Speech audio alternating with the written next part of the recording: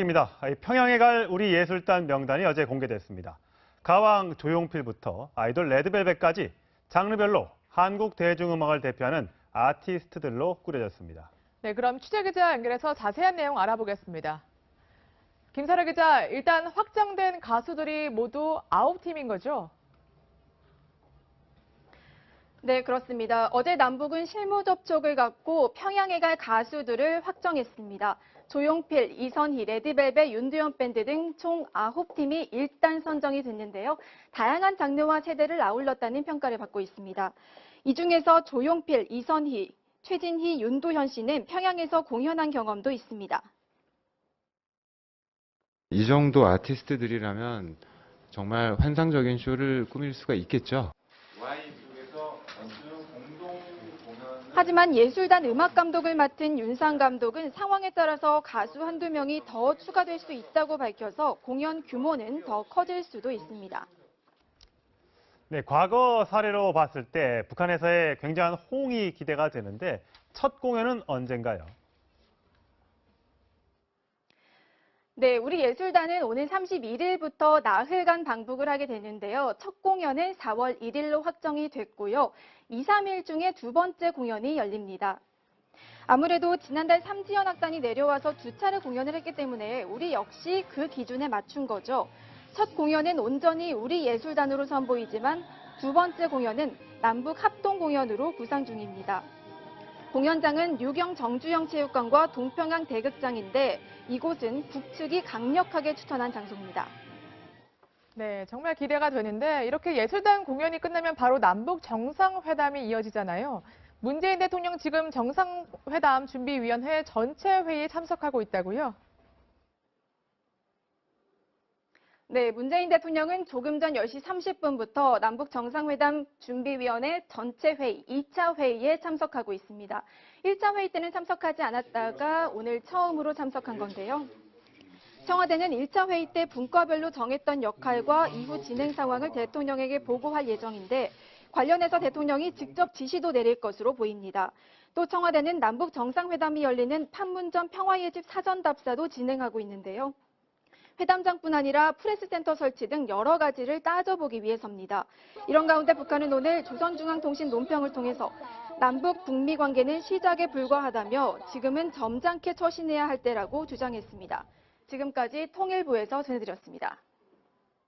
네, 이 북한 핵 문제는 전 세계의 관심사인 것 같습니다. 도널드 트럼프 미국 대통령이 블라디미르 푸틴 러시아 대통령에게 재선을 축하하면서 한반도 비핵화의 중요성을 강조했습니다. 네, 그럼 취재기자 연결해서 자세한 내용 알아보겠습니다. 이상현 기자. 네, 국제부입니다. 네, 먼저 일단 트럼프 대통령하고 푸틴 대통령의 통화 내용부터 소개해 주시죠. 네, 백악관은 트럼프 대통령이 푸틴 대통령에게 재선을 축하하면서 대화 중에 한반도 비핵화의 중요성을 강조했다고 밝혔습니다. 또 두 나라가 국가안보와 관련한 대화를 계속하고 전략적 안정성을 위해 함께 노력할 필요성을 확인했다고 덧붙였습니다. 러시아 측도 두 정상이 한반도 주변 긴장이 일정 정도 완화된 데 만족감을 표시하고 평화적이고 외교적인 수단으로 문제를 해결하는 게 합리적이란 점을 강조했다고 밝혔습니다. 네, 이 백악관이 공식 성명을 발표하면서 북한에 대해 예우를 갖춘 표현을 사용했다고요? 네, 그렇습니다. 백악관이 홈페이지에 성명을 올리면서 북한을 조선민주주의 인민공화국이라고 표현한 건데요. 지난 주말 샌프란시스코에서 열린 한미일 3국 안보보좌관 회의 내용을 밝히면서 북한을 공식 명칭으로 지칭한 거고요. 국무부도 최근 강경화 외교장관의 방미 사실을 발표하면서 DPRK라는 표현을 썼습니다. 미 백악관과 국무부는 공식 발표나 성명에서 북한을 대부분 노스코리아라고 표현해왔지만 5월로 예정된 북미 정상회담 국면을 고려하고 있는 것으로 보입니다. 북한은 국제사회에서 노스코리아라고 불리는 것에 민감한 반응을 보여왔는데요. 올 초 유엔 주재 북한 대표부는 외교관에게 지급된 면세카드에 노스코리아라고 적힌 데 대해 아주 무례하고 터무니없는 행동이라며 미국을 규탄했습니다.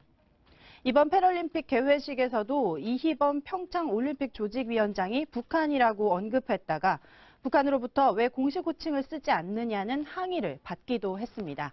지금까지 국제부에서 전해드렸습니다. 네, 이 남북 관계 또 북미 관계가 급물살을 타고 있는데요. 이에 맞춰서 우리 예술단이 3박 4일 일정으로 평양에 머물면서 2차례 공연을 갖기로 합의했습니다. 남북 합동 무대의 감동이 또 한 번 재현될지 관심이 쏠리고 있습니다. 네, 관련 소식 탈북무용수 최신아 씨, 유승진 정치부 기자와 함께 짚어보겠습니다. 네, 두 분 어서 오세요. 네, 어제 특히 이 공연 계획에 대해서 4시간 만에 정말로 신속하게 합의가 이루어졌습니다. 어제 현송월 단장과 윤상 우리 측 음악 감독 얼마나 분위기가 좋았는지 양측 수석 대표의 모습부터 먼저 살펴보시겠습니다. 만나게 돼서 반갑습니다. 저도 너무 반갑습니다. 가인악단 단장 현성월입니다. 그래도 첫날이니만큼 제가 수석 대표의 입장에서 오늘 수비를 드리게 되었습니다. 네, 4시간도 채 걸리지 않고 그 기간 그리고 어디서 할지 장소까지 다 속전속결로 합의가 이루어졌어요. 네, 맞습니다. 당시 이제 취재를 제가 통일부에서 하고 있었는데요. 네, 10시에 실무 접촉이 시작이 됐는데 그렇죠. 1시 46분에 끝났거든요. 예. 대부분 기자들이 한 4, 5시쯤 돼야지 끝나지 않을까 생각을 했는데 굉장히 빠른 시일 안에 끝난 겁니다. 이 간단한 내용을 먼저 보면요. 이 3박 4일 일정으로 나흘 동안 체류를 하게 됩니다. 그리고 160여 명으로 예술단이 구성이 됐는데 네. 이 160여 명 규모는 기존의 삼지연 관현악단은 140명 규모로 내려왔습니다. 더 크네요, 우리가. 예. 약 20여 명 정도 더 구성이 된 건데 여기에는 기자단 그리고 스텝까지 포함된 수치라고 볼 수 있겠습니다. 그리고 조용필, 이선희, 윤도현, 백지영 등 유명 가수들이 대거 포진해 있고요. 이번에도 이 삼지연 관현악단에 준해서 2차례 공연을 갖게 됩니다. 삼지연 관현악단도 내려왔을 때 서울과 강릉에서 2차례 그렇죠. 공연을 열었었죠. 예. 이에 따라서 준해서 맞춰서 합의가 이뤄진 걸로 보입니다. 네, 과연 우리의 공연단은 어떤 레파토리로 음악을 연주할지, 노래를 부를지 벌써부터 관심이 쏠리고 있는데요. 지난 2월에 삼지연 악단이 내려와서 우리 노래를 이렇게 불렀습니다. 저희 레파토리를 좀 몇 개 정리했는데요. 한번 들어보시죠.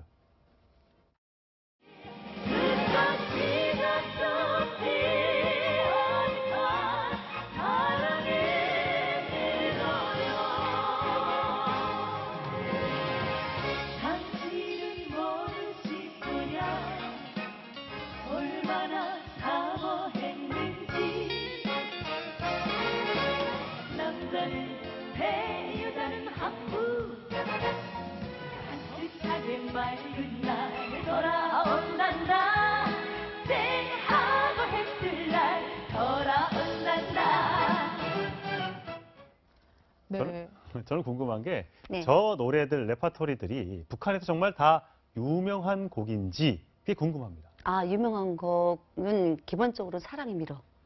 사랑이 밀어요. 네, 사랑이 밀어는 김정일이 아마 좋아했던 곡으로 네, 알려져 있나요? 김정일이 좋아했고 또 북한 주민들이 거의 다가 알고 아. 있어요. 다 알고 있는 노래라고 볼 수 있습니다. 특히 사랑의 미로 같은 거는 원래는 이렇게 최진희 씨가 와서 노래를 불렀잖아요. 예. 네. 그때 한 번 불러서는 북한 주민들이 이렇게 암기를 못해요. 아, 근데 아마 이렇게 그때 당시 카세트가 있었어요. 예, 카세트 테이프, 네. 네, 거기가 있어가지고 많이 비밀리에 많이 돌았거든요. 아. 그때 당시에 본인들이 한 번 국장에서 들었기 때문에 그 기억이 좋았기 때문에 그 음악을 다시 들으면서 그걸 완전히 소화를 한 거예요. 그래서 그렇군요. 북한 주민들이 아마 이 노래를 제일 최고로 좋아했어요. 아, 예. 네.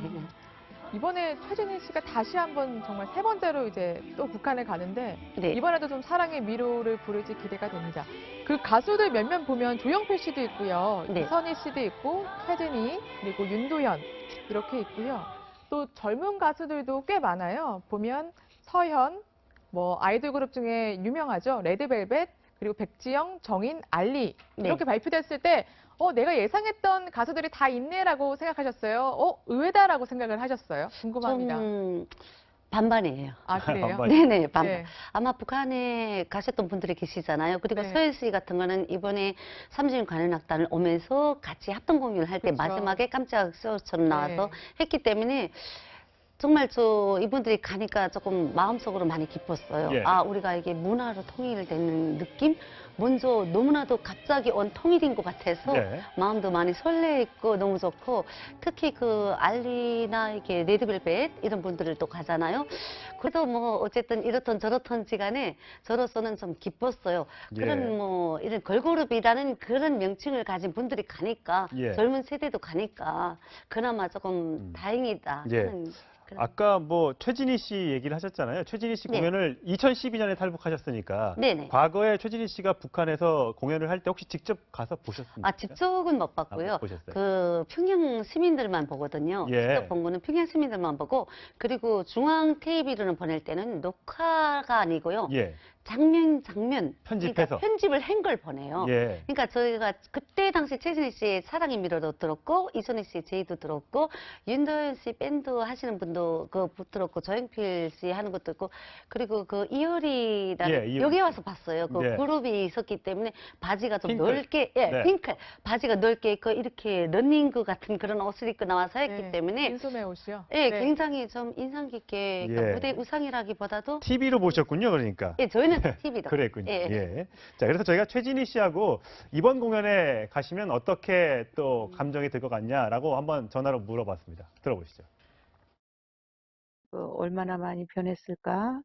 이제는 사람들의 생각도 많이 바뀌고 사는 모습도 좀 바뀌었을 거다 이런 생각도 들고 우리나라 사람이니까 그 네. 사람들도 다 한민족이고 하니까 북한 가수들이 꾀꼬리 같은 목소리들이잖아요. 가사도 이제 체제나 이런 쪽에 집중이 돼 있고 제한이 돼 있잖아요. 제 목소리는 좀 허스키하고 굵고 그 사람들하고 정반대의 목소리 그래서 그렇지 않을까? 네, 그러니까 북한 가수들은 아무래도 꾀꼬리처럼 부르는데 네. 자신은 약간 허스키한 매력이 있어서 허스키한 보이스의 매력이 있어서 이런 게 북한 주민들에게 굉장히 이색적으로 다가오지 않았을까 이렇게 말씀을 하시더라고요. 아, 제가 보기에는 뭐 이렇게 북한은 꾀꼬리 목소리 맞아요. 목소리 자체가 좀 청아하면서도 맑고 이런 아름다운 목소리잖아요. 근데 이 최진희 씨 이렇게 한국에서 부르는 노래는 좀 뭐라 그럴까 사람들이 그냥 얘기하는 식으로 해가지고 마음에 담은 그 마음을 다 네, 담아서 말하는 것처럼. 이야기거리를 네. 해서 이렇게 하기 때문에 북한 주민들은 그렇게 노래를 들어본 적은 없어요. 근데 최진희 씨가 교과서에 나온다는 것도 사실인가요? 북한 아, 그거는- 교과서에 나온다는 얘기가 있던데. 그거는 지금 사실이 증명된 거는 아니고요. 저희 딸도 한 2014년 이후에 탈북을 하셨는데 네. 저희 딸이 제가 어느 아침 물어보니까 엄마 뭔 정신없는 소리 하는 거고 북한에 사랑이라 할 때는 김정일이나 김일성이나 김정은이 칭송하는 사랑에 대한 노래만 들어가지 예. 자기가 올 때도 현재까지는 그런 교과서는 없다고. 혹시 최진희 씨 네. 노래를 네. 이 북한 노래로 잘못 알고 있는 건 아닐까요, 혹시? 아니에요. 아, 그건 아니에요. 정확하게 그거는 사랑의 미로는 최진희 씨 남한 노래라는 걸 정확히 알고 있습니다. 그렇기 그래요. 때문에 교과서에 등재된다는 거는 거의 불가능한 일이에요. 그렇군요. 네. 자, 윤도현 씨가 이번에 밴드를 이끌고 올라가는데 이번에 이제 두 번째 공연이라고 하잖아요. 노래에도 의미가 있다면서요? 부를 노래. 벌써 이미 하나 공개했다면서요? 네, 맞습니다. 이 윤도현 씨가 이제 가기로 발표가 된 직후에 SNS에 올린 글을 보면요. 1178이라는 곡을 연주를 한다고 합니다. 어떤 네. 뜻입니까? 111. 네, 1178은요. 이 한반도 최남단에서 최북단까지의 거리를 잰 그게 1178km라고 하는데 아, 네. 요 그렇군요. 의미를 담고 있다고 합니다. 예. 그 가사를 보면 굉장히 또 유의미한 부분들이 많은데요. 예. 이 하나된 땅 안에서 우리가 원래 한민족으로 노래를 같이 부르고 또 그리고 같이 춤을 췄던 민족이니만큼 이에 대한 그리움을 담고 노래를 부르겠다라는 심정을 내포한 것으로 보입니다. 예. 그럼 잠시 한번 들어볼까요? 영화 한반도에 삽입된 1178입니다. 사실 우리나라 국민들에게도 약간은 생소한 노래긴 하거든요. 어떻게 들으셨어요? 아, 저 이제 잠시 들었잖아요. 네. 괜찮을 것 같아요. 괜찮을 것 네, 같아요. 그러니까 우리가 현재는 갈라진 민족이잖아요. 네. 네. 이 노래 그 뜻이 담겨 있는 것 같아서 네. 북한 주민들한테는 좀 마음속으로 좀 울릴 수 있는 그런 부분인 것 같고요. 주민들은 가사에 굉장히 그 중요시하게 생각합니까? 그렇죠. 많이 민감합니다. 아. 북한 주민들은 곡 자체보다도 가사에 많이 민감합니다. 아, 우리는 막 굉장히 음이 빠르고 해서 사실 랩 같은 거 들어보면 무슨 말인지 모를 노래들도 많이 있잖아요. 네. 근데 그거보다는 좀 톤이 좀 천천히 되면서 사람들한테 가사가 이렇게 잘 들리는 네. 그런 음악이 아무래도 북한 주민들한테는 더 호응이 있는. 그렇죠. 아무래도 북한 주민들은 아마 그 어렸을 때부터 그 세뇌로 받아왔기 때문에 네. 그리고 그 가사의 의미에 대해서 많이 사람들이 생각을 하고 듣고 있기 그렇군요. 때문에 여기는 뭐 랩 같은 거나 힙이라든가 이런 거 하면은 그냥 사람들이 가사가 몰라도 그냥 흥으로 그렇죠, 느끼면서 그렇죠. 하잖아요.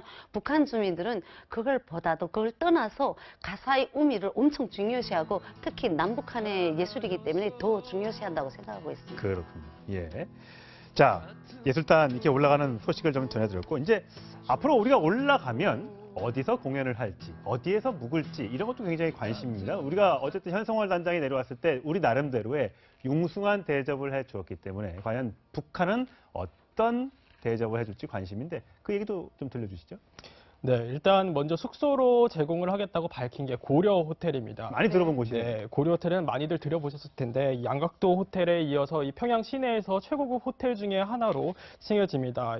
그 객실만 500여 개에 다르고요. 예. 그리고 가장 높은 층 44층 그리고 45층에는 아. 이 전망대 레스토랑도 있다 그러더라고요. 아. 그래서 생각보다 높네요. 44층이면 높네요. 네. 예. 네, 평양 시내를 한 번에 볼 수 있는 굉장한 초고급 호텔을 네. 줬다라는 그 의미 자체가 굉장히 귀빈 대접을 해주겠다라는 의미로 보입니다. 네. 또 그리고 이번에 공연장도 결정이 됐거든요. 예. 이 공연장에서도 차로 10분 거리 이내에 있어서 이제 예. 우리 예술단이 오고 가기에 굉장히 좋은 거리라고 볼 수 있겠습니다. 예. 보니까 화면에 보면 류경 정주영 체육관이 12,000석 규모고요. 예. 동평양 대극장이 1,500석. 좀 이제 규모가 좀 작은데 두 네. 군데 혹시 다 가서 혹시 공연해 보셨습니까? 아, 공연은 못 해봤고요. 아, 그래요?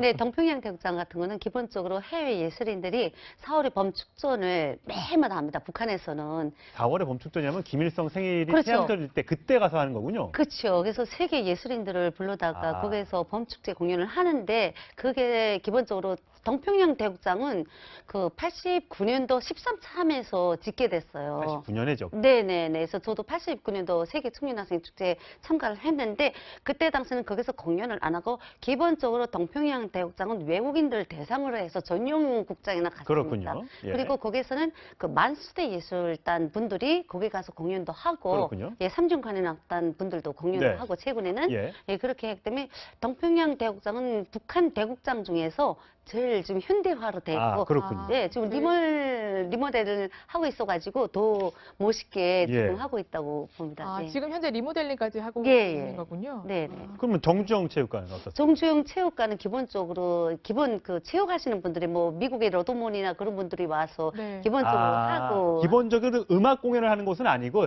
다목적으로 활용이 되는 네, 곳이군요. 예. 거기는 다목적으로 많이 이렇게 하고 있는데 기본적으로 뭐 그때 윤도현 밴드나 이렇게 왔을 때 네. 공연을 했잖아요. 거기서, 예. 예, 기본적으로 정주영 체육관은 그 참가 만석이 되기 때문에 그리고 많은 주민들이 볼 수 있어요. 예, 저기 이선희 씨와 조용필 조용필 씨가 씨가- 저 큰 정정 체육관에서 했다고 하고요. 윤도현 아, 밴드는 아, 동평양극장에서 했다고 합니다. 아, 예, 정정을 해드리겠습니다. 네네. 예. 네, 이번 특히 가장 또 주목되는 것이 아무래도 남북 합동 공연이 이뤄질까, 그리고 또 이뤄진다면 어떤 모습일까 이건데요. 바로 그 북한이 방문했을 때 바로 서현 씨가 합동 무대를 꾸렸었죠. 그 모습 다시 한번 살펴보시겠습니다. 이때도 정말 깜짝 공연이었어가지고 굉장히 감동이 더 있었던 기억이 납니다. 또 궁금해지는 게 아무래도 이번 평양 공연을 하게 되면 김정은 또 이설주가 참석하는 거 아니냐 이런 얘기도 있더라고요. 혹시 참석 여부 혹시 얘기가 나왔습니까? 네, 아직까지 참석 여부에 대해서 이제 북한이 뭐 관영 매체를 통해서 공식적으로 밝힌 바는 없습니다. 하지만 이 삼지연 관현악단에 대한 답례 형식으로 이번에 공연이 열리기 때문에 네. 이번 그 삼지연 관현악단이 내려왔을 때 사실 문재인 대통령이 참석할지 말지도 공연에 궁금했죠. 임박해서 예. 굉장히 공개가 됐었거든요. 2차 공연 때 갔었죠. 네, 2차 공연 때 갔었는데 그 일정이 깜깜이었던 상태였습니다. 예. 심지어 김여정조차도 삼지연 관현악단 공연을 볼지 말지도 결정이 아. 안 됐었는데 계속해서 신년사 이후에 김정은이 파격 행보를 이어오고 있지 않습니까? 그래서 공연을 임박해서 김정은이 리설주와 함께 공연을 참석할 거다라는 전문가들의 관측도 있습니다. 예, 아까 화면 잠깐 지나갔습니다만 그 김여정과 두 손을 꼭 잡으면서 뭔가 꼭 오면 우리도 대접을 잘 해주겠다라는 약속을 한 것 같아서 네. 김정은의 참석 여부가 좀 가능하지 않을까? 우리 공연을 보고 박수 치는 모습도 혹시 조선중앙TV나 우리 TV를 통해서 공개되지 않을까라는 기대를 가져보는데 예상 혹시 어떻게 하세요?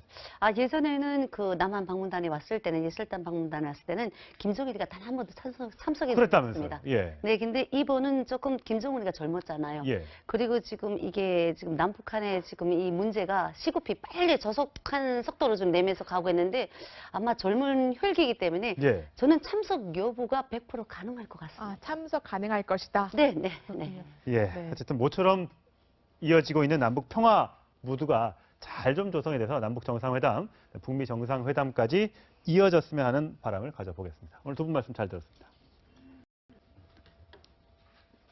다음 소식입니다. 이명박 전 대통령이 내일로 예정된 법원의 구속영장 심사에 출석하지 않겠다고 밝혔습니다. 이 전 대통령의 구속 여부를 결정하는 영장 심사 방식은 이르면 오늘 중으로 결정될 것으로 보입니다. 네, 그럼 취재기자 연결하겠습니다.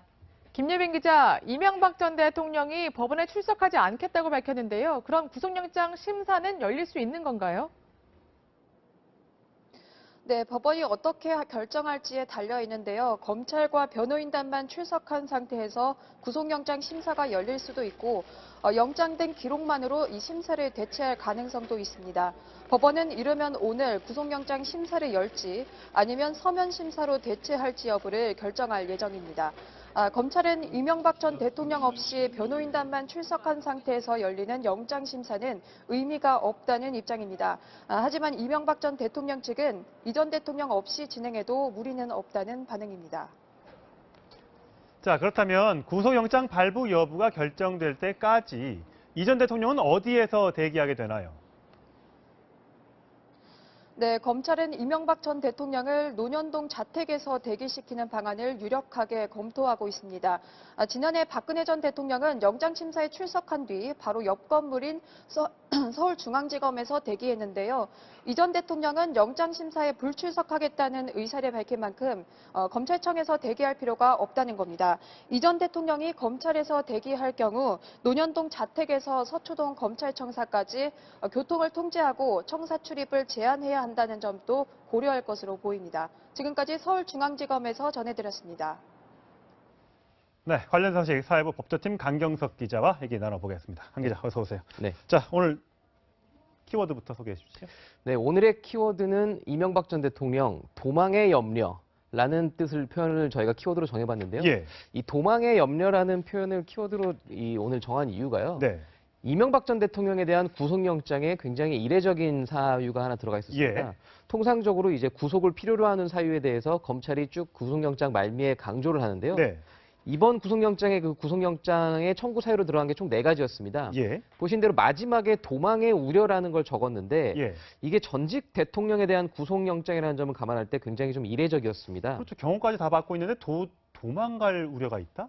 네, 그래서 이게 지금 그 증거인멸의 우려라고 표현을 해도 되는데 굳이 도망의 우려라는 표현까지 쓴 것은 예. 굉장히 이례적인 표현이거든요. 예. 이명박 전 대통령이 실제로 그만큼 증거인멸의 가능성이 높고 네. 실제로 현재까지 증거인멸을 해왔다라는 취지 이런 점들을 좀 더 강조하기 위해서 예. 검찰이 이례적으로 도망의 우려, 전직 대통령에 대해서 도망할 수 있다라는 표현까지 쓴 것 같습니다. 예. 전직 대통령 구속영장에 이런 부분이 어떻게 표현되어 있는지 저희가 그래픽으로 좀 준비를 해봤는데요. 내용이 이렇습니다. 전두환 전 대통령 같은 경우는 도망 및 증거인멸 우려, 노태우 전 대통령은 증거인멸 우려, 박근혜 전 대통령은 도망 및 증거인멸 우려. 비슷하게 하긴 합니다만 우리는 보통 도주라고 많이 표현을 하잖아요. 네. 도주와 혹시 도망의 차이가 있는 겁니까? 이게 국어사전적으로 전혀 의미 있는 차이가 없는데요. 아. 법률적으로는 사실 도망이라는 표현을 좀 더 자주 씁니다. 그렇군요. 형사소송법에도 70조에 이제 구속을 필요로 하는 사유에 대해서 쭉 설명을 하고 있는데 여기서도 도망이라는 표현을 씁니다. 예. 그러면서 쭉 형사소송법을 다 보더라도 도망이라는 표현은 약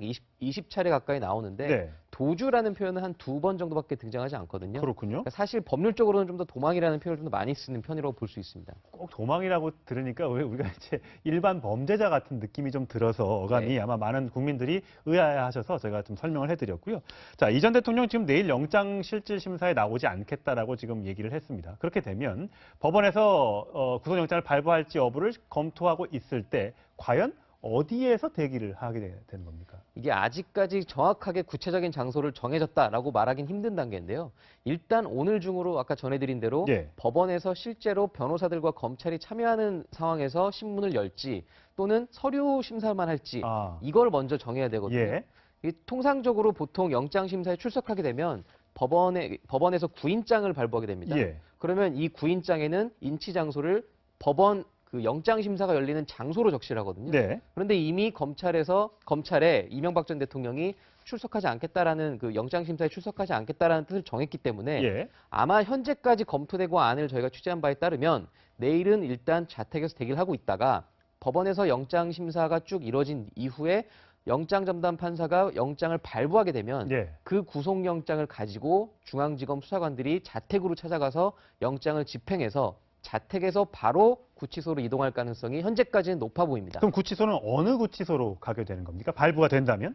일단 검찰이 구속영장에 적시한 그 구속 수감 장소는 두 군데였습니다. 예. 서울구치소와 서울 동부구치소였는데요. 예. 현재 박근혜 전 대통령이 서울구치소에 수감 중인 점을 감안할 때 예. 전직 대통령이 두 명이 같은 구치소에 수감되는 건 사실 부담이 크거든요. 예. 경호 문제도 있고 실제로 통제 문제도 있고 해서 예. 아마 동부구치소로 수감될 가능성이 현재로서 높은 상태라서 예. 최순실 씨와 그리고 또 김기춘 전 비서실장이 수감 중인 서울 동부구치소로 수감될 가능성이 현재까지는 높아 보입니다. 그렇군요. 박근혜 전 대통령 같은 경우는 이제 재판을 거부하고 이제 국선 변호인이 선임된 상태인데 지금 재판에 안 나오고 있죠. 이명박 전 대통령은 또 영장 심사를 안 받겠다고 합니다. 물론 안 받을 수 있는 건 뭐 법에도 나와 있다고 합니다만 우리 국민들 입장에서는 뭐가 이렇게 죄가 있어서 이런 법적인 절차까지 밟지 않겠다는 건지 궁금해할 텐데 과거에도 이렇게 영장 실질 심사를 거부했던 사례가 있다면서요? 네, 맞습니다. 말씀하신 대로 과거에 영장 심사를 포기했던 사례가 있었는데요. 가장 최근에만 보더라도 최근에 정호성 전 비서관이랄지 예. 또 진경준 전 검사장이랄지 홍만표 변호사 예. 이런 분들은 혐의를 인정하는 취지에서 영장 심사에 참석하지 않았거든요. 아, 인정한 거군요. 근데 다만 그때와 지금이 상황이 달랐던 거는 저 세 명은 당시 체포 상태였습니다. 아. 이미 구금돼 있었던 상태에서 영장 심사를 받았기 때문에 그렇군요. 혐의를 모두 인정하는 취지에서 불출석을 했던 거고 예. 이명박 전 대통령의 경우는 좀 다릅니다. 어제도 이제 측근들이 대책회의를 하면서 의견이 좀 분분했다고 전해졌는데요. 예. 일각에서는 정해진 법적 절차를 따르는 게 맞다라고 예. 주장한 분들이 있었던 반면에 굳이 전직 대통령이 법원까지 가서 구구절절하게 이 무죄를 주장하는 것은 국민들 보기에 좋지 못할 수 예. 있다. 이런 의견들이 서로 이제 나왔었는데 아무래도 현재까지 드러난 혐의와 이런 검찰의 수사 상황을 볼 때 이명박 전 대통령이 실제로 법원에 가서 무죄를 주장하더라도 구속될 가능성이 높기 때문에 그렇군요. 현실적인 판단을 한 것으로 보입니다. 예. 자, 다음 좀 넘어가 보겠습니다. 최근에 김윤옥 여사를 둘러싼 명품 가방 수수 의혹에 대해서 굉장히 이제 논란이 일고 있습니다. 구체적인 어느 회사에 얼마짜리 가방까지 얘기가 나오고 있는데 이건 도대체 지금 어떻게 되는 겁니까? 일단 오늘 정두원 전 의원이 한 라디오에 나와서 이렇게 얘기를 했었습니다. 예. 본인이 밝혔던 경천동지할 일 3가지 중에 한 가지는 지금 최근 논란이 되고 있는 그 명품백에 돈을 3만 달러를 넣어서 받았다. 네. 그 사실이 맞다라고 인정을 했는데요. 일단 이명박 전 대통령 측에서는 그 당시 상황은 일단 그 공소시효가 지난 문제이기 때문에 검찰이 본격적으로 수사를 하지 않을 가능성이 높다라고 보고는 있습니다. 다만 현재 이명박 전 대통령에 대한 수사가 끝난 게 아니라 구속되더라도 계속 수사가 이어질 수 있기 때문에 나머지 의혹들에 대해서는 최대한 검찰 수사를 피해가는 방향으로 지금 대책을 세우고 있는 것으로 알려졌는데요.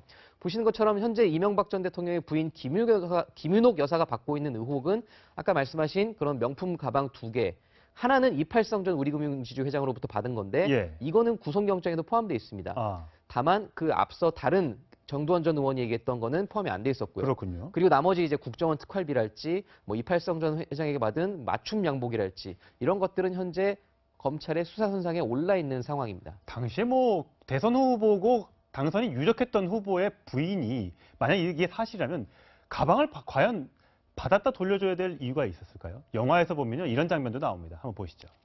물론 이제 가방 안에 이제 김윤옥 여사가 받았던 가방 안에 돈이 들었냐 안 들었냐 이제 이거 갖고 논란이 많긴 합니다만 혹시 이명박 전 대통령이 저 사실을 알았을까요?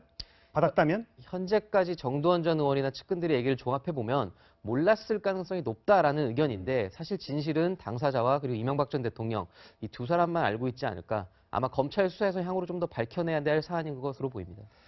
네, 국민들 입장에서는 대통령과 함께 여사까지 이런 불미스러운 일에 휘말려서 구설수에 오른다는 것 자체가 굉장히 창피한 일이 아닌가 싶습니다. 오늘 말씀 잘 들었습니다. 네.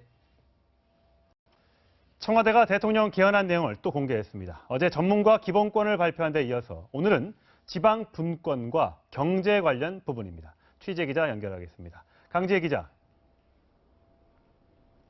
네, 청와대 춘추관에 나와 있습니다. 자, 우리나라 수도는 이제 서울입니다. 지금까지는 관습 헌법으로 인정되어 오던 내용인데 이번 헌법 개정안에 수도 조항을 명시했다는데 이게 어떤 의미가 있는 건가요? 네, 지금 우리나라는 서울이라는 내용이 어느 법에도 명시되어 있지는 않습니다. 다만 헌법과 같은 효력을 지니는 관습 헌법으로 통용되어 왔던 건데요. 이번 헌법 개정안에서 수도 조항을 만들게 되면 관습 헌법이 효력을 잃으면서 꼭 서울이 아니라 국내 다른 도시로 수도를 옮길 수 있게 되는 근거가 마련됩니다. 조국 대통령 민정수석은 수도 이전의 필요성이 나올 수 있으므로 이번 개정을 통해 수도에 관한 사항을 법률로 정하도록 했다고 밝혔습니다. 헌법의 특정 지역이 수도다 이렇게 명시한 건 아니고 법률로 정할 수 있게 한 겁니다. 이번 개헌안에는 문 대통령이 후보 시절부터 강조했던 지방분권 강화 내용도 담겼습니다. 우선 지방자치단체라는 명칭을 지방정부로 바꿨고요. 실질적인 지방자치가 되기 위해 지방정부의 행정권과 재정권, 입법권도 강화했습니다. 농업의 공익적 기능을 명시하고 기초학문을 장려해야 하는 의무를 국가에 부과한 조항도 이번 개헌안에서 눈에 띄는 대목입니다. 야당은 여전히 반발하고 있습니다. 김성태 한국당 원내대표는 관제 개헌에 반대하는 야사당 정책협의체를 만들어 공동으로 대응하자고 수위를 높였습니다. 네, 급변하는 한반도 정세도 알아보겠습니다. 문재인 대통령이 오늘 남북미 정상회담을 언급했고요. 한중일 정상회의 날짜도 거론되고 있다고요? 예, 그렇습니다. 문재인 대통령은 오늘 남북 정상회담 준비위 전체 회의를 처음으로 주재하면서 남북회담 이후 진전이 있으면 남북미 3국 정상회담으로 이어질 수 있다고 기대감을 드러냈습니다. 남북과 한미, 북미 징검다리 회담에 이어 문 대통령과 김정은, 트럼프 대통령이 직접 만나 한반도 비핵화를 논의할 수 있다는 점을 시사한 겁니다. 또 청와대는 5월 초에 일본 도쿄에서 한중일 정상회의를 여는 방안을 추진하고 있다고 밝혔습니다. 구체적인 일정은 당사국들이 조율하고 있는데 이 회의를 전후로 한일과 한중, 중일 등 양자회담도 잇따라 열릴 것으로 보입니다. 일본에서는 아베 총리가, 중국에서는 리커창 총리가 참석하는 것으로 전해졌습니다. 문 대통령은 취임 1년 만에 처음으로 일본을 방문하게 됩니다. 지금까지 청와대 춘추관에서 전해드렸습니다. 84일 앞으로 다가온 지방선거 소식 집중적으로 전해드리겠습니다. 더불어민주당 예비 후보들은 당내 경선부터 경쟁이 치열한데요.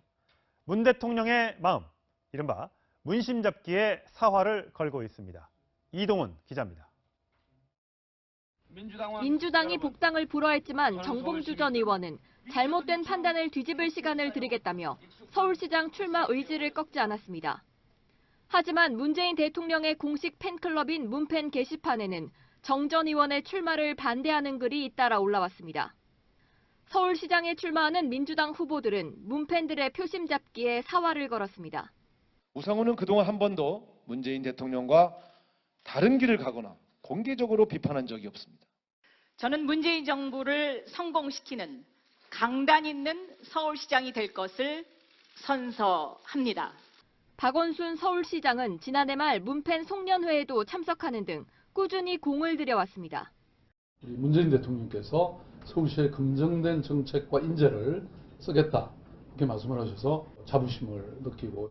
민주당 경선은 일반 국민과 권리당원 여론조사를 절반씩 반영하는데 권리당원의 3분의 2가량이 문 대통령 지지자로 추산됩니다. 민주당은 모레부터 광역단체장 후보를 접수하고 다음 달 20일까지는 후보를 확정할 예정입니다. 채널A 뉴스 이동훈입니다. 지방선거가 이렇게 얼마 안 남았지만 자유한국당은 인물난을 겪고 있습니다. 송찬욱 기자입니다. 자유한국당 홍준표 대표가 평소 정장 차림과 달리 가죽 점퍼를 입고 등장했습니다. 지방선거에 대한 강한 의지를 드러낸 전투복이라고 한국당은 설명했습니다. 홍 대표는 한국당 후보들에 대한 수사를 강하게 비판했고, 사냥개들이 준동한다고 해서 국민들이 거기에 현혹되지는 않을 겁니다. 인물난도 일축했습니다. 깜도 안 되는 사람들이 나와서 몇 사람이 설친다고 해서 그게 인물폭력입니까? 하지만 서울시장 후보 영입 인사로 거론됐던 이석연 전 법제처장에 이어 오세훈 전 서울시장도 불출마 의사를 밝혔습니다. 홍 대표가 지방선거에 패하기만 기다리고 있는 사람들이 암약하고 있다고 당 기강을 잡았지만 일부 중진 의원들은 포용하는 모습은 안 보이고 남 탓을 한다. 후보가 없으면 홍 대표가 직접 출마를 해야 하지 않냐며 반발 움직임을 보이고 있습니다. 경기도지사 후보에 남경필 현 지사를 전략 공천하기로 사실상 결정을 하면서 경쟁 후보들의 반발도 거세지고 있습니다. 홍 대표는 될 만한 핵심적인 인물만 있으면 된다면서 정면 돌파 의지를 재확인했습니다. 채널A 뉴스 송찬욱입니다. 안철수 바른미래당 인재영입위원장은 지방선거를 겨냥한 영입인사 1호를 공개했습니다. 안건우 기자입니다. 인천의 토착화된 적폐 구조를 만천하에 드러낸 양심과 용기를 가지신 분이 바로 정대유 씨라고 생각합니다. 안철수 바른미래당 인재영입위원장이 임명 닷새 만에 내놓은 첫 번째 영입 카드는 정대유 전 인천시 시정연구단장이었습니다. 정 전 단장은 지난해 인천시가 송도 국제도시 중심지를 특정 기업의 헐값에 넘겨 1조 원가량의 혜택을 줬다는 의혹을 제기했습니다. 정 전 단장은 지방정부 부패방지센터 일을 맡기로 했지만 인천시장 출마 가능성도 열어놨습니다. 양당 기득권의 그 담합 구조를 이번 지방선거를 통해서 깨는데 제가 할 수 있는 역할이 있다 저는 노력하고. 바른미래당은 지방선거 후보자들에게 클린 선거 서약서를 받기로 하는 등 깨끗한 인재로 승부를 보겠다고 나섰습니다. 민주평화당과 정의당은 회의를 하고 공동 원내 교섭단체 구성과 관련한 실무 협상에 돌입했습니다. 다음 주쯤 교섭단체 구성이 마무리되면 지방선거 준비에도 속도를 낼 전망입니다. 채널A 뉴스 안건우입니다.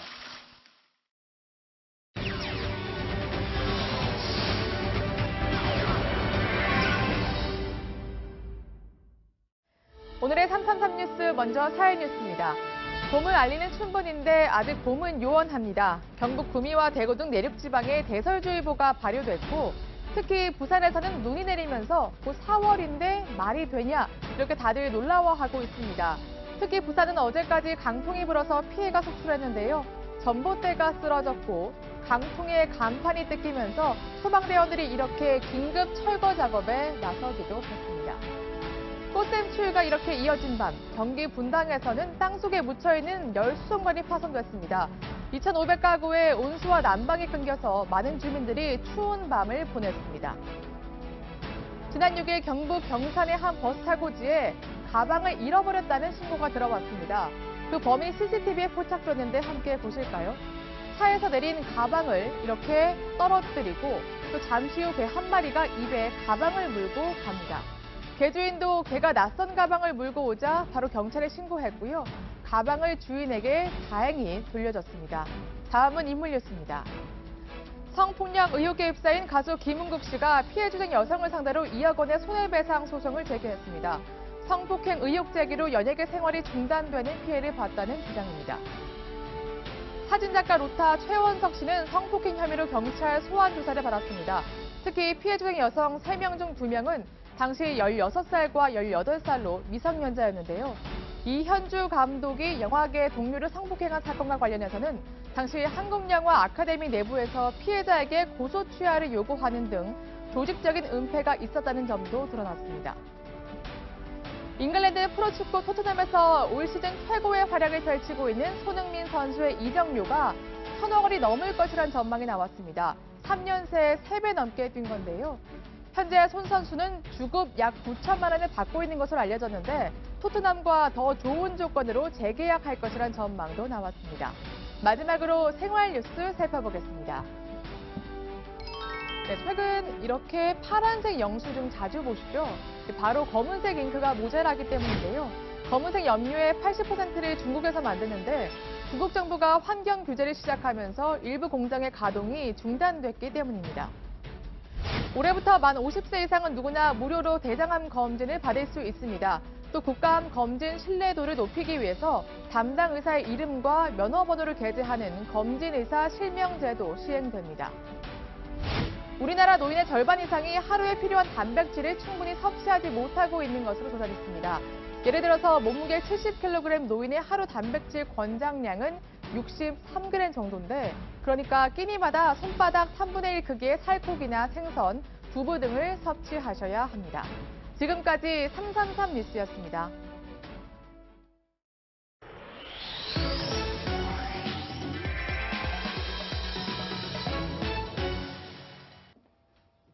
프로야구의 계절이 돌아왔습니다. 사흘 뒤 개막을 앞두고 이제 시범 경기가 한창인데 하필이면 눈이 옵니다. 저희 취재 기자가 잠실 야구장에 나가 있습니다. 자, 이현수 기자, 지금 뒤로 눈이 엄청 오는데 선수들은 그래도 연습은 훈련을 하고 있네요. 네, 개막을 이제 조금 앞두고 야구장에 눈이 내리고 있습니다. 조금 전에는 두산 선수들이 연습을 했고요. 지금은 한화 선수들이 연습을 하고 있는데 오늘 시범 경기는 아쉽게도 기온이 너무 내려가서 취소됐습니다. 하지만 이번 시즌 굉장히 풍부한 볼거리로 야구 팬들은 벌써부터 설레는 마음이 가득한데요. 가장 큰 이슈는 아무래도 미국 생활을 마치고 국내로 복귀한 박병호, 김현수, 또 황재균 이 3인방에게 이목이 집중되고 있습니다. 미국에 진출하기 전에 4년 연속 홈런왕과 타점왕을 차지한 박병호는 이번 시즌의 홈런왕 1순위로 꼽힙니다. 김현수는 친정 두산이 아닌 옆집 LG로 옮기면서 서울 라이벌 관계인 두산과 LG의 잠실 더비가 더 흥미로워졌습니다. 황재균 역시 친정팀 롯데자이언츠가 아닌 KT와 계약했죠. KT는 창단 이후 가장 많은 돈을 투자했을 정도로 공을 많이 들였는데 타선의 중량감이 한층 커졌습니다. 공교롭게도 새 선수의 소속팀인 넥센, LG, KT는 지난 포스트 시즌 진출에는 실패했습니다. 자, 이번 시즌부터 바뀐 룰도 있다면서요. 설명해 주시죠.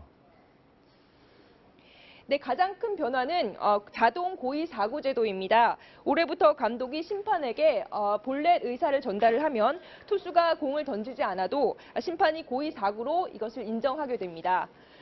비디오 판독 시간도 최대 5분을 넘을 수 없도록 했습니다. 메이저리그에선 2분의 판독 시간 제한 규정을 두고 있는데요. 우리는 지난 시즌까지는 시간 제한을 두지 않아서 장시간 판독이 진행돼 경기에 긴장감이 깨지는 경우가 많았습니다. 경기 중 포수가 투수 마운드에 올라가는 횟수도 줄였습니다. 지난 시즌까지는 포수가 경기당 3회까지 마운드에 갈 수 있었지만 올해부터는 2차례만 허용됩니다. 예년엔 프로야구 개막이 4월 초였던 걸로 기억하는데 왜 올해는 이렇게 3월 말에 빨리 시작을 하는 건가요? 네, 변수가 있기 때문입니다. 올 시즌의 최대 변수라고 불리죠. 바로 8월에 인도네시아 자카르타 팔렘방에서 열리는 아시안 게임 때문입니다. KBO는 아시안게임 야구대표팀에 차출된 선수가 많은 팀에 피해를 줄이기 위해서 아시안게임 기간인 8월 17일부터 9월 3일까지는 리그를 중단하기로 했습니다. 대신에 프로야구 출범 이래 가장 빠른 3월 24일에 정규리그가 시작되게 된 건데요. 이 때문에 초반 순위 경쟁이 예상과 다른 방향으로 갈 가능성도 있습니다. 선동열 대표팀 감독은 올해 아시안게임 금메달을 목표로 엔트리 구상에 들어갔는데요. 최종 엔트리 24명의 윤곽은 5월쯤 드러날 예정입니다. 자, 그럼 올해 눈여겨봐야 할 프로팀 새내기 선수들을 누가 있을까요? 네, 강백호라는 이름을 들으면 야구보다는 농구가 먼저 떠오르실 텐데요. 시범 경기에 등장한 새내기 강백호가 야구계의 이목을 끌고 있습니다. 강백호는 서울고 1학년 때 고척구장 개장 첫 홈런을 때렸는데요. 시범 경기에선 타율 3할을 넘기면서 KT의 주전 좌익수 자리를 예약했습니다. 경남고 출신 한동희도 시범 경기에서 빛나는 새내기입니다. 5경기에서 3할대 타율을 기록하고 있는데요. 안정적인 수비 능력으로 황재균이 떠난 뒤 무주공산이던 롯데의 주전 3루수 자리를 꿰찼습니다.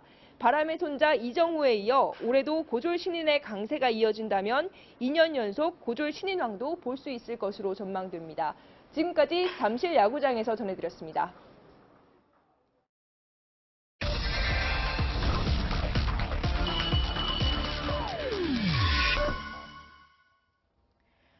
네, 요즘 미세먼지 때문에 고여 계시죠? 저도 아침마다 미세먼지 농도를 확인하는데요.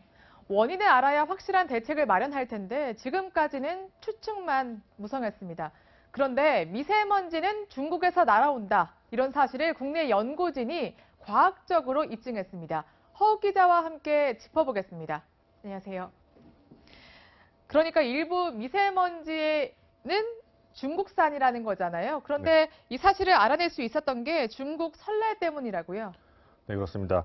중국 설날인 춘절에는 악귀를 쫓아낸다는 의미로 폭죽놀이를 하는데요. 네. 지난해 춘절에도 중국에서는 대규모 폭죽놀이가 있었는데 이때 중국의 대기질 지수가 심각 수준으로 나타났습니다. 네. 대기오염 수준이 어느 정도냐면은 폭죽 제한 조치가 없었던 베이징 인근의 초미세먼지 농도는 세제곱미터당 최고 451 마이크로그램까지 관측됐는데요. 네. 이 수치는 지난해 서울의 연평균 초미세먼지 농도인 25 마이크로그램보다 18배나 높고요.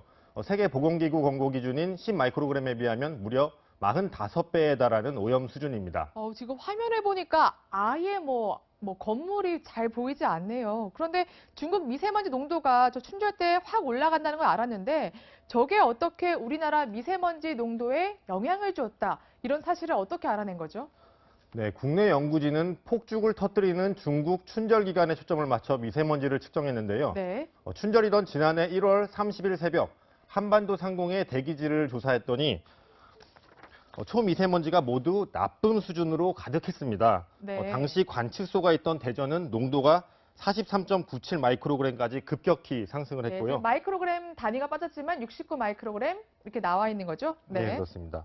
그리고 폭죽이 터질 때 칼륨이라는 물질이 다량으로 배출되는데요. 이때 네. 칼륨 농도도 평소보다 7.5배나 높았던 것으로 아하. 확인됐습니다. 그러니까 춘절했던 1월 30일 그 이후 바로 칼륨 농도가 급증했다는 건데, 근데 사실 칼륨의 농도가 이렇게 높아진 게 우연일 수도 있잖아요. 그런데 레보글루코산이라는 물질이 중요한 역할을 했습니다. 네. 레보글루코산은 어떤 물질을 불로 태울 때 칼륨과 함께 발생을 하는데요. 신기하게도 폭죽을 터뜨릴 때는 전혀 생기지 않았던 물질입니다. 그래요? 네. 그래서 이제 춘절 기간에 이 칼륨 농도, 레보글루코산의 농도를 비교해 본 거군요. 네네, 그렇습니다.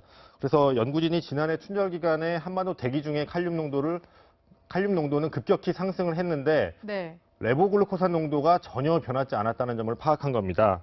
한반도에 초미세먼지가 폭죽 연기가 가득했던 중국에서 왔다는 중요한 단서가 되는 겁니다. 네. 또 바람 자료를 이용한 역방향 궤적 방법으로 초미세먼지가 어디서 왔는지 관측을 한 결과 대전에서 관측된 초미세먼지가 베이징 등 중국 북부 지역에서 날아온 것으로 확인됐습니다. 네, 그렇군요. 그러면 지금까지는 중국은 사실 약간 발뺌했었는데 더는 발뺌할 수 없을 것 같습니다. 그런데 궁금한 게 이 춘절 때 미세먼지가 중국에서 왔다고 했잖아요. 혹시 뭐 북쪽만 영향을 준 게 아닌가요? 어디까지 영향을 줬나요? 네, 춘절 기간 동안에 초미세먼지는 백령도부터 제주도까지 전국적으로 관측됐습니다. 사실상 중국발 초미세먼지가 대한민국 전체에 악영향을 주고 있는 셈입니다. 네, 그렇군요. 그러면 이제 원인을 알았으니까 대책을 잘 마련해야 될 것 같은데 어제 국무회의에서 미세먼지 기준을 강화하는 내용이 통과됐다면서요? 네, 초미세먼지 기준은 좋음, 보통, 나쁨, 매우 나쁨 네. 이렇게 4단계로 구분을 하는데요. 현재는 51 마이크로그램부터 나쁨 수준으로 보고 있습니다. 네. 그런데 오는 27일부터는 이 기준이 미국, 일본과 같은 36 마이크로그램부터로 바뀝니다. 네. 이 새 기준을 적용할 경우에 지난해 기준으로는 12일이었던 미세먼지 나쁨 일수도 57일로 크게 늘어날 것으로 보입니다. 네, 그럼 미세먼지에 대해서 확실히 경각심이 더 생길 것 같은데, 근데 사실 이렇게 기준 높이는 것도 중요하지만 미세먼지를 아예 없앨 실질적인 대책이 있어야 되는 거잖아요. 네, 1년 동안 나쁨 일수를 나흘 이하로 줄이는 게 우리 정부의 목표입니다. 근데 미세먼지 오염이 중국의 영향권에 있다는 게 보다 확실해진 만큼 중국과의 협업을 통한 해법도 찾아야 하고요.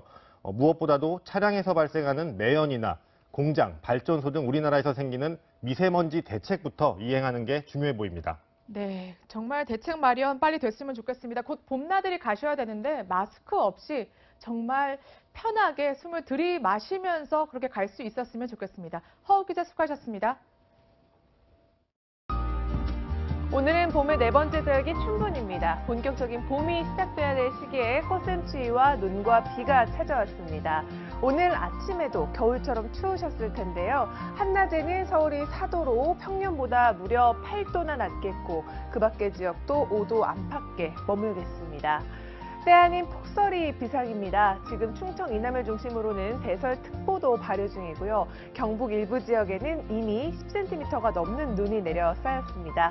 앞으로 강원 영동과 산간에는 최고 20cm가 더 오겠고 충청 이남을 중심으로는 1에서 5cm가량의 눈이 더 내리겠습니다. 이번 눈은 습기를 많이 포함한 습설이라서 겨울눈보다는 훨씬 무겁습니다. 안전에 더 각별한 주의가 필요합니다. 비의 양을 보시면 영동과 경상 해안 지역에는 10에서 30mm, 서울 등 그 밖의 지역은 5에서 20mm로 보고 있습니다. 해상에는 강풍까지 불면서 남해와 동해상에는 물결이 최고 5m까지 높게 일겠습니다. 이번 비와 눈은 내일 새벽에는 대부분 그치겠고요. 비가 그친 뒤에는 기온이 오름세를 보이면서 금요일엔 다시 포근해지겠습니다. 이번 주말에도 다시 맑고 따뜻한 초봄 날씨 누리실 수 있겠습니다. 날씨였습니다.